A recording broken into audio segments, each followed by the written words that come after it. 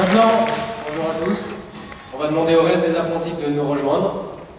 Voilà les deuxième et première années qui font tous partie de cette école.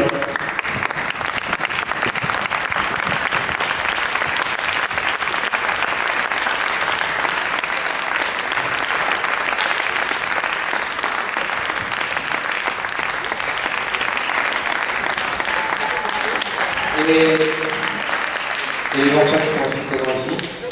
Et voilà, maintenant de la part de tous les apprentis, on a un communiqué à faire. Donc on va vous demander de rester, s'il vous plaît.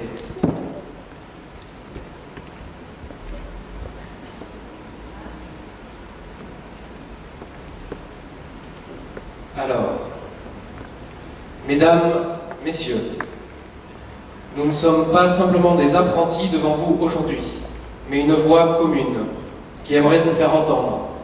Une voix qui doit être écoutée et prise en considération dans les changements à venir dans cette académie. Nous sommes à regret aujourd'hui témoins d'une situation de non-communication entre divers partis au sein de cette structure, divisée et déchirée par des querelles et des dysfonctionnements qui ne nous concernent en rien. Nous sommes ici pour parler de notre vision sur une année passée au cœur même de ce lieu. Première, deuxième et troisième année réunies, nous n'avons pas vécu les mêmes choses, mais arrivons tous à une même conclusion. L'équipe en place aujourd'hui doit être reconduite pour avancer sur le chemin de l'équilibre et de la restructuration de ce lieu qui n'était plus qu'un vaste chantier, il y a si peu de temps. Quelles sont les motivations animant de nouveau le changement? Pourquoi ne pas se laisser du temps?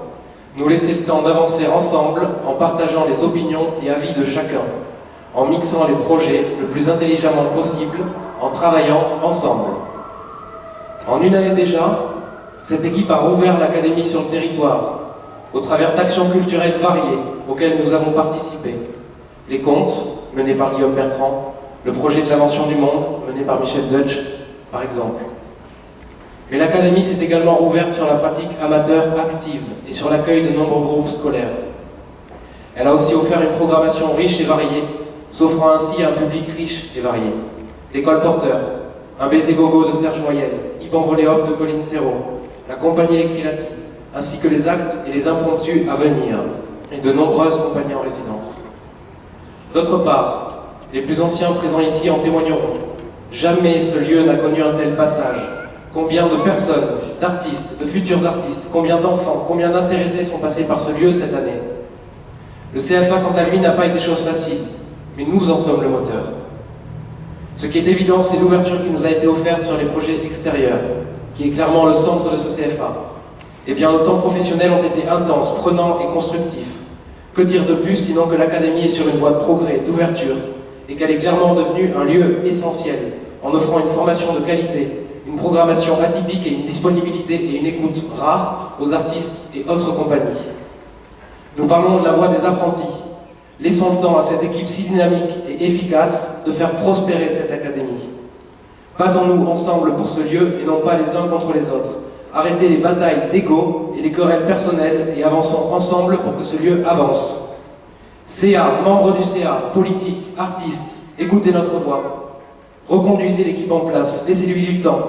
En une année, l'académie s'est vue revivre. C'est maintenant que nous sommes arrivés à l'équilibre qu'il faut redoubler d'efforts et non pas tout déconstruire à nouveau.